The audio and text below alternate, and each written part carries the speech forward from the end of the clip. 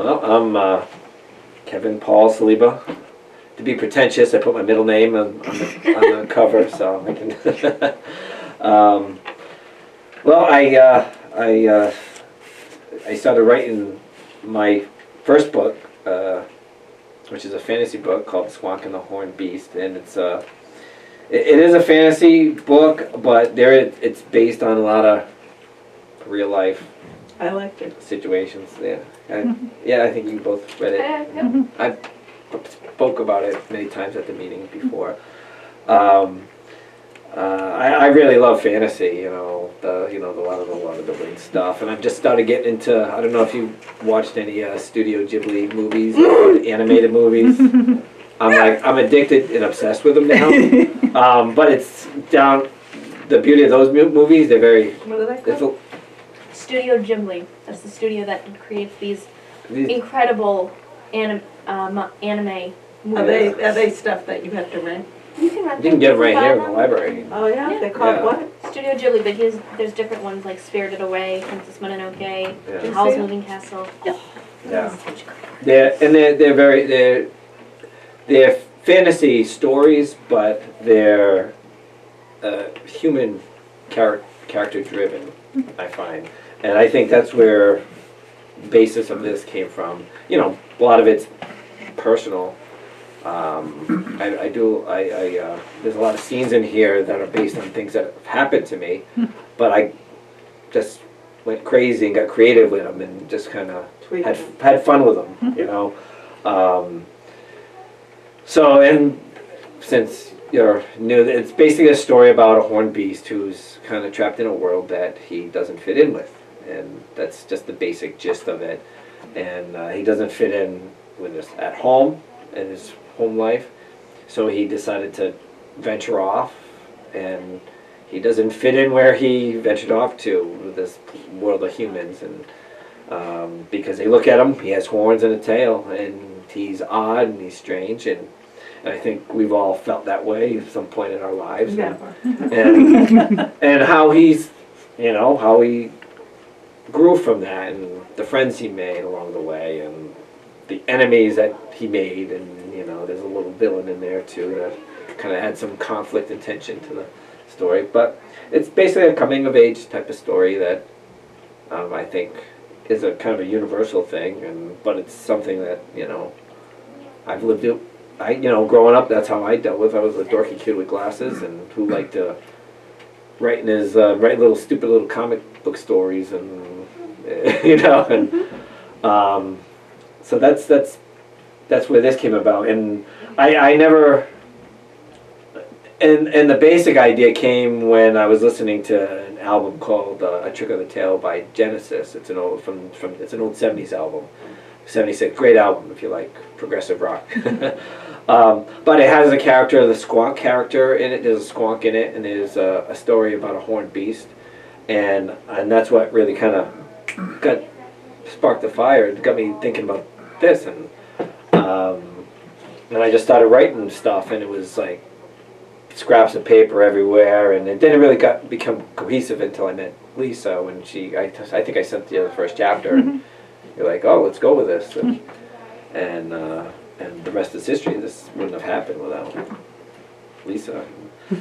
But there's a lot of things that I like. There's a lot of Native American lore in it, and because I'm from Sutton, Massachusetts, and it was one of the centers of the King Philip War and everything, and that led to my next book that I'm currently finishing up called Black Goose, which is a history of southern New England, Rhode Island, where Seacock is now, Rehoboth, that area, and centered around King Philip War and what led to that. Because I put a lot of it in here. I even have a little Native American. I made up my own Native American story that Putnam, the character's mother, told him as a child, and because they use a lot of animals to tell stories, and it was all oral tales and passed down generation to generation. And so I think I'm going on a tangent. I'm not sure if it's very coherent, but tangents are fine. but that's, you know, I know I know Sam mentioned how she's very into paganism, and I think Native American culture is viewed as a pagan type of religion when the whites came in and the Europeans came in and saw it. And you know, I was raised Roman Catholic, and, so I can empathize. And not that I'm a practicing pagan or anything. I'm just very interested in nature more than anything. There's a lot of natural stuff in the book as well. And one of the reasons why I wanted to write my history book on the Squonk area, Black Goose meaning Squonk and Wampanoag, was because in my hometown it's very highly developed. What the area used to be is not what it is now. You know, and one of the reasons why I like living in Sutton, it's what Squonk used to be. You know, and I think they're very protective of that identity here, which I like.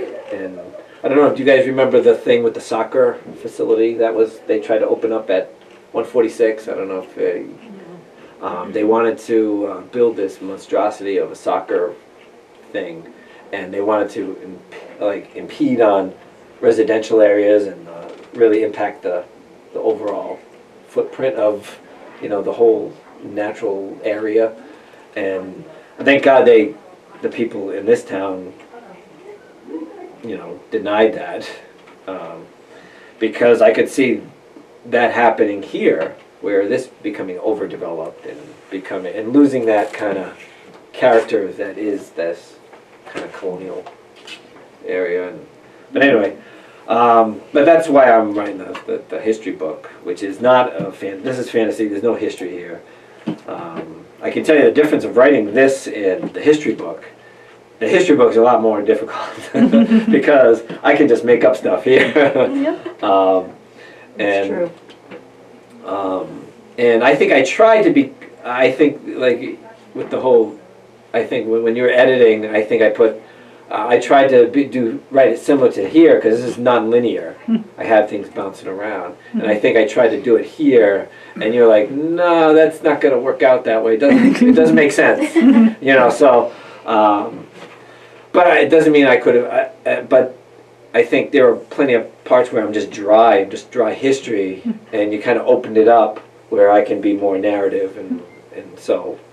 I think that's what I've learned from this to this. It's in the differences, but I think it's come a long way. I keep saying it's almost done, but the more I get into it too, I start researching other stuff, and then I found other stuff, and you keep finding stuff, and then you want to put this in. So that's been a challenge, trying to streamline everything, and Right. but and I think some of the stuff after I sent the revision, I sent you a copy and you sent me the critiques. I found a lot of redundancies too, where I'm just I can merge stuff here and make it a better narrative. Because that's what I want too. I want it to be an interesting read, because a lot of history books can be dry, and I want it to be interesting and easily accessible to the young people that may be interested in it, and I want them to, you know, learn some history and then be entertained and enjoy it too. So that's been the challenge, but I don't know what. Well, and that's going to be part 1 of 2, right? You have Part another 2, one. yeah, part 1, because this goes from. I talk about the original settlers, the Wampanoags, but when the whites enter the scene and how their relationships were and how their different cultures kind of clashed. You know, they all had different ways. Like the whole, like the way the Native Americans thought about land is different how Europeans did. The land was there for everybody to use. You can live here, but you can migrate. You can live at different places depending on the seasons, and the lands were open to, you know, you needed a hunt or whatever. While Europeans came in, everything was in a plot and fenced off, and that's mine. You couldn't go on, and so it was natural for an Indian to kind of wander on a piece of property, not knowing that some guys deeded land, and they just like, well, I've always hunted here, and what's the big deal? Let me do my hunt. I got my traps here. Let me do my thing. And so that led to a lot of issues, and which eventually led to the King Philip War, which nearly almost wiped out the people, the Wampanoags. I see you got Kiki's delivery service. Yeah. Just got that. I have to get the book. Did you One say? of the lovely works of Studio Ghibli. Later. Little witch there. But anyway, but that's my stuff in a nutshell so far. So I got one fantasy, one history. You're thinking about other fantasy books, a prequel and a sequel? Yeah, I always have a kind of a prequel on my mind. Nothing really I don't know that word prequel. But comes before Oh, before the events this that one? Yeah. Can you go back like that? And Sure. Oh, you know. okay. Well, I kind of thought it was that, but then I don't know the terms. Well, I always had the idea of the Squonk Wars because of a lot of the research with the King Philip War, because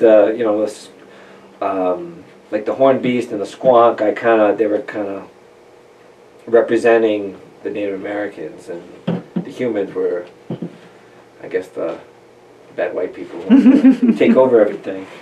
But this is about this. I know this story is about breaking those walls down and understanding that other people are different. There's a lot of differences out here. You know, another main character is the spider. You know, I think in nature, spiders are very misunderstood creatures. People are very fearful of spiders just by their appearance. You know, and the people were afraid of the horned beast because of his appearance. They just assumed he was a demon, but he wasn't. He was just a nice chap who just wanted to have friends and, you know, get on with his life. You know, and even the Squonk. If you can see the Squonk in the moon. So what you're saying, don't judge people by their cover. Don't judge by a book by its cover or people by its cover. Right. Tell us about your coaching book, swim coaching. Oh, I've been also on the side. Which is taking a back burner towards the history book, because once I dove into that, it's hard for me to multitask. But every now and then, like, I'll have a notebook or whatever, and I'll jot stuff down. You know, I'm a swim coach, so I'm working on a coaching book. You know, a lot of how to run a program, because I've run a. And I've actually stopped coaching this school year because I wanted to get this done and do more writing. But there's a lot of things I like to talk about in that aspect. I'm sure nobody will be interested here about it, but other young coaches may be interested in how to start a program. And, you know, there's a lot of pitfalls that come with with youth sports nowadays, and so I talk about some of the pros and some of the cons, what you should be looking for, and things like that help people. Because there's a lot of nastiness in youth sports nowadays too. And I think sometimes people get too carried away with wanting their kid to be in the Olympics or whatever, instead of having them Have fun. have fun and enjoy it and just be the best that they can be. You know.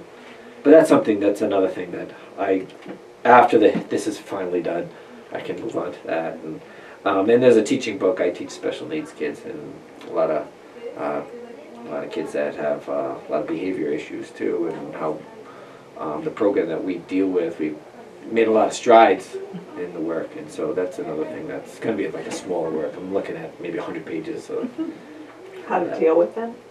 well, how our program deals with it, and how other teachers may find some of the things in there useful and helpful to. So what do you have, like learning disabilities?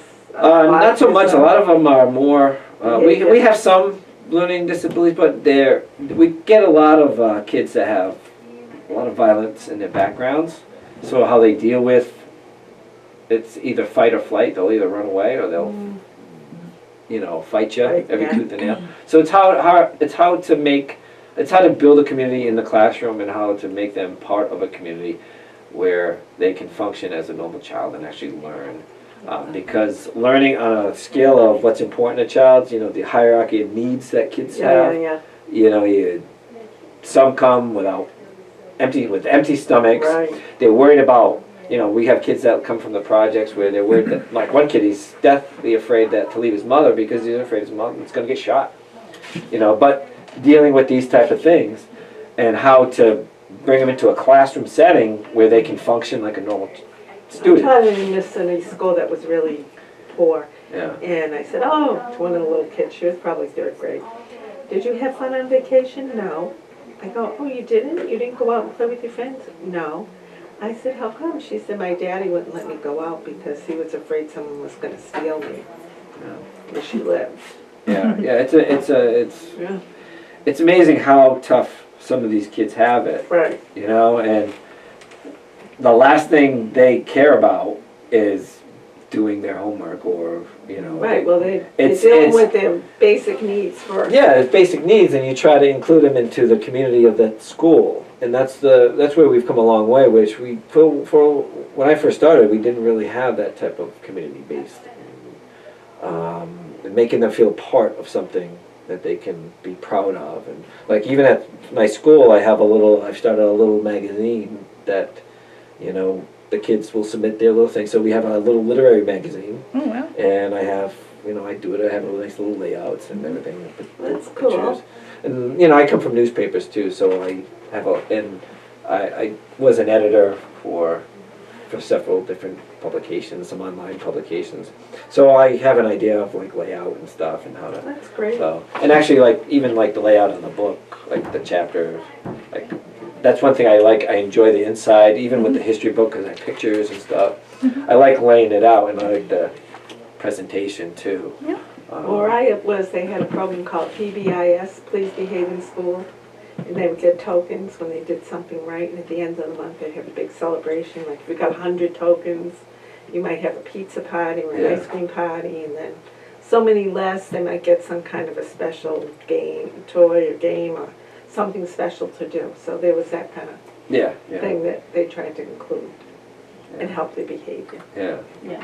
But and you think about it, and I read something a little while ago about kids that join gangs. It's a community that they're joining. It may be not a very nice community, but It's what they they're want to used belong. They want to Yeah. belong, and I think part of my teaching, though, there's an aspect of that type of in this book too. You know, there's people want to belong to things. They want to. You know, here's a guy who didn't belong anywhere. He didn't belong in his family. He didn't fit in. You know, and I identify with the whole Catholic upbringing because I didn't fit in. I didn't. You know, it wasn't in. It just wasn't me, you know. But you feel like you're an outcast, you know. And I kind of identify with some of the kids that I have in school, and you know, and it's about wanting to belong, and then and having them come to school and wanting to be there, wanting to belong, and feeling they can learn something and they can better themselves. And I think that's the whole.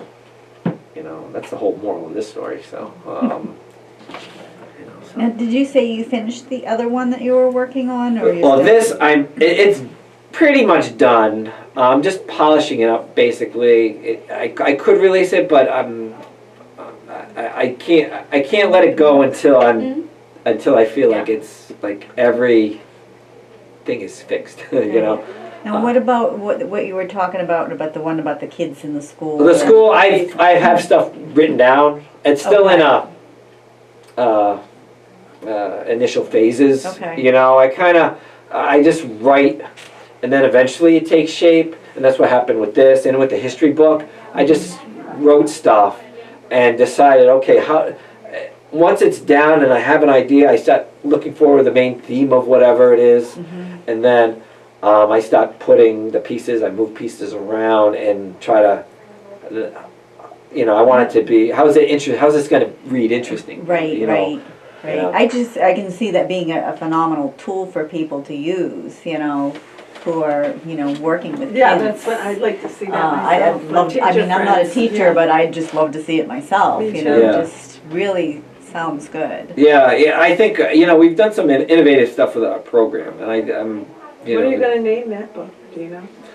I played with some stuff at the time. I put puzzle pieces was one of them, because trying to fit the puzzles, but I'm not sure if that's catch you. I think you mentioned something. I think I might have sent you something about that initially, like the initial stuff. Yeah, I don't remember what the title You didn't like were. puzzle pieces. But I don't know. I haven't really. That's still in the developmental stage. You know. Maybe I'll come to you in a dream, so keep it like Yep, There you yep. go. And actually, something for the history book just popped into the dream. I had an envelope next to the bed, and I woke up and I just started jotting something down. So I'm still doing it with that. Oh, great. You know, and then something pops up. I'm like, well, I think you meant something. I need more clarity here, or I don't understand what's going on here. So I'm like, well, I got to do more research, and then I maybe find something that I missed before, or I'm like, well, this is a nice little detail I can stick in there, or you know. So it's never. It's like I feel like it's never ending, but eventually I'm gonna have to end it. I'm gonna have to get it done. You can always revise it and put out a new version of it. That's true. Yeah, you say that, but I don't know. Once like this, like there's not gonna be a new version. It's like I can't. It's like I want to be done with it. Okay. Like even just talking about it, like my mind is here and not. It hasn't. You know, it's not here. Yep. Not that I'm not proud of it. You know, I'm very proud of it because I feel like I've exercised a lot of demons in here. A lot of those old insecurities I had growing up, I felt like I put them in there. Like for instance, there's a little scene where the character, he's making this wooden top and he's very careful and he's really just putting a lot of love into this little project he's got. And then his brother came in and what is this? And he threw it in the fire and he didn't. Right? Did you like that scene? He's like, well, that's based on a. To a thing that happened? Well, I changed some of the details. When I was a kid, about 7th grade, I had this pen, this nice pen. My great grandfather gave it to me. Had my last name on it, and this bully came up to me and took the pen. Oh, jeez. And Broke it. no, he just never gave it back. He took it from me. And he was just, I forget what and his name was Joey Saunders. That's why the brother's name, the character, I named him Saunders. But I changed some of the details. Instead of a pen, I turned it into a, Yeah. and he actually, he branded his name into the top. I put it backwards, my last name backwards. Oh, So, and I even changed it. Instead of EE, I put I, you know, just to make it cryptic so nobody, but those are little things that I like to, you know. So what happened with the pen? You never got it back? Never got back. No, I was a scrawny little thing, and he was this huge, huge guy. And I was like, well, all right. The end of my pen? Oh, jeez. You know, but I'm glad he did it because I Got something out. you know, and that chapter was some of the chapters are harder to write than others, but that chapter just came right out, and I really did very little revising to that chapter, you know, because it was there, it just came out. And there's a couple other things, you know, even there's a scene where the Squonk is eating a dandelion, where, you know, I have a pet That's rabbit, cute. Yeah. he loves dandelions. Oh, And I made Squonk, I turned him into a lagomorph, which is what a rabbit is. That's the type of creature they are. They're lagomorphs. They have a certain digestive systems and so I made a lot of the characteristics of the Squonk as my rabbit because he's got his own personality. So yeah, I took things that I know and I threw them into this crazy little so you have world. a pet rabbit? I do have a pet rabbit. I was taking a walk with Buster, my his sister, name is and Buster. she said, look at this woman. The woman's out there. She has a pet pig. I go,